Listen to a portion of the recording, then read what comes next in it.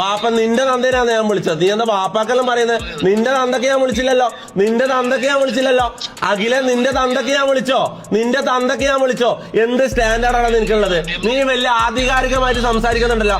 ഒരാളെ വിളിച്ചിട്ട് മാന്യമായിട്ട് സംസാരിക്കുമ്പോ അയാളെ തന്തക്ക് വിളിക്കലാന്നോടാ നിന്റെ മാന്യത? ഇതാണോടാ നിന്റെ സ്റ്റാൻഡേർഡ്? ഹായ് ഫ്രണ്ട്സ്, ഇന്ന് സോഷ്യൽ മീഡിയ മുഴുവൻ ഈ തെറിയായിരിക്കും എല്ലാവരും കേട്ടുകൊണ്ടിരിക്കുന്നത്. അഖിൽമാരാറും തൊപ്പിയും തമ്മിലുള്ള കോൺവെർസേഷൻ.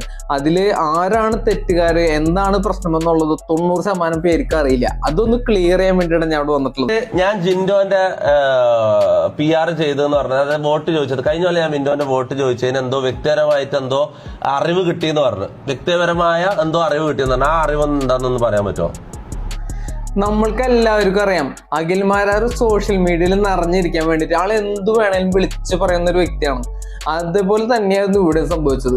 വിനു എന്ന് പറയുന്ന ഒരു PR വർക്കർ ജിൻഡോ ജയിക്കാൻ വേണ്ടിയിട്ട് നമ്മുടെ തൊപ്പി പൈസ മേടിച്ചിട്ടുണ്ടെന്നും PR വർക്ക് ചെയ്തിട്ടുണ്ടെന്നും അതുകൊണ്ടാണ് ജിൻഡോ കഴിഞ്ഞ പ്രാവശ്യം ബിഗ് ബോസ് ജയിക്കാൻ കാരണമായെന്നും ഒരു തെളിവുമില്ലാതെ അദ്ദേഹം വിളിച്ചു പറയായിരുന്നു. അതിന്റെ പേരില് നമ്മുടെ തൊപ്പി ലൈവില് വന്നിട്ട് അഖിൽമാരാനെ കോൾ ചെയ്ത് ചോദിക്കുകയാണ്, എന്ത് തെളിവിന്റെ അടിസ്ഥാനത്തിലാണ് നിങ്ങൾ ഇങ്ങനെ വിളിച്ചു പറയുന്നതെന്ന്.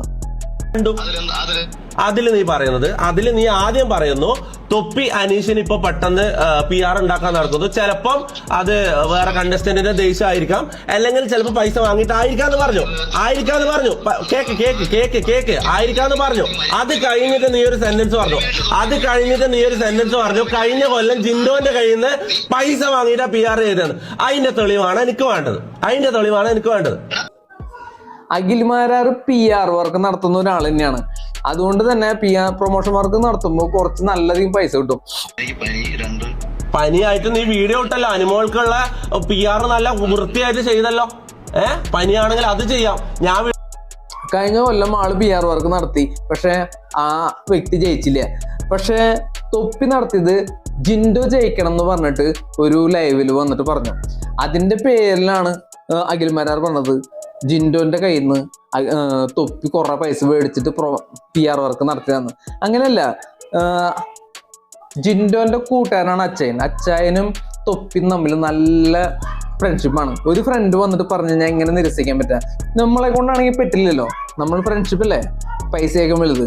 എന്റെ കൂടെ അച്ചായൻ എന്ന് പറഞ്ഞ ഒരാളുണ്ടായിരുന്നു. അയാളുടെ വളരെ ആത്മാർത്ഥ സുഹൃത്താണ് ഈ ജിൻഡോ എന്ന് പറഞ്ഞ ആള്. അപ്പൊ അച്ചായനുമായിട്ടുള്ള ബന്ധത്തിന്റെ പേരിലാണ് ഞാൻ വോട്ട് ചോദിച്ചത്. മനസ്സിലായോ? അത് ഞാൻ കഴിഞ്ഞ കൊല്ലം ഞാനത് ക്ലിയർ ആയിട്ട്.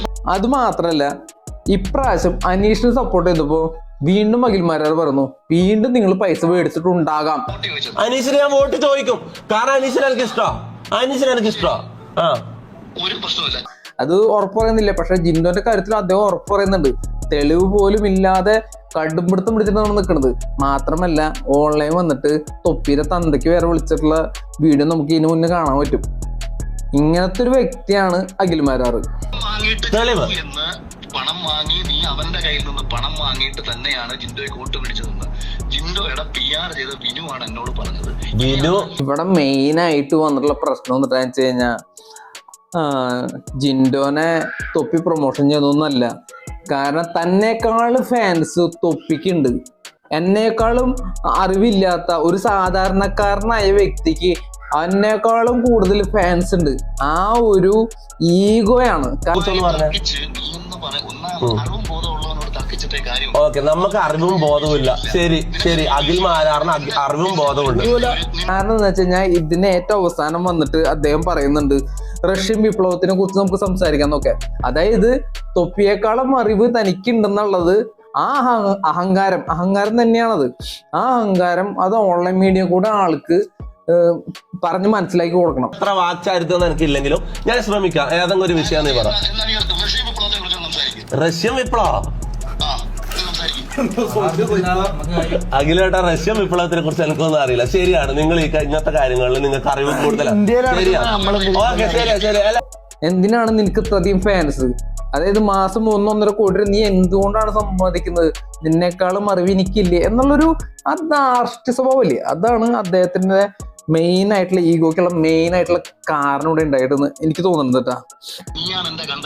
നീയല്ല, ഞാനാണ് നിന്റെ കണ്ടന്റ്. അതുകൊണ്ടാണ് നീ എടാ ഫീൽഡ് ഔട്ട് ആയ നീ എങ്ങനെയാടാ എന്റെ കണ്ടന്റ് ആവുക? ഫീൽഡ് ഔട്ട് ആയ നീ എങ്ങനെ എന്റെ കണ്ടന്റ് ആവുക?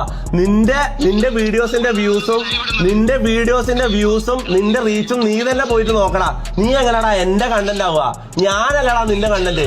ഇനി എന്റെ പേര് വെച്ചിട്ടല്ല അടുത്ത ഒരാഴ്ച നീ റീച്ച് ഉണ്ടാക്കാൻ പോന്നെ. അടുത്ത ഒരാഴ്ച എന്റെ പേര് പറഞ്ഞുള്ള വീഡിയോസിലല്ലടാ നീ അരി വാങ്ങാൻ പോന്നെ. അല്ലെങ്കിൽ ഇവിടെ ഒരു തുടക്ക സമയത്ത് തന്നെ അദ്ദേഹത്തിന് പറഞ്ഞാൽ മതിയായിരുന്നു, വിനു ഇങ്ങനെ പറഞ്ഞു, സോറി മോനെ എനിക്ക് അറിയുന്നില്ല. സ്വന്തം തെറ്റ് അത് നമ്മൾ അംഗീകരിക്കാനുള്ള ഒരു ബുദ്ധിമുട്ടുണ്ടായിരുന്നു. അതാണ് ഇവിടെ അഖിൽമാരാർക്ക് മെയിനായിട്ട് സംഭവിച്ചിട്ടുള്ളത്.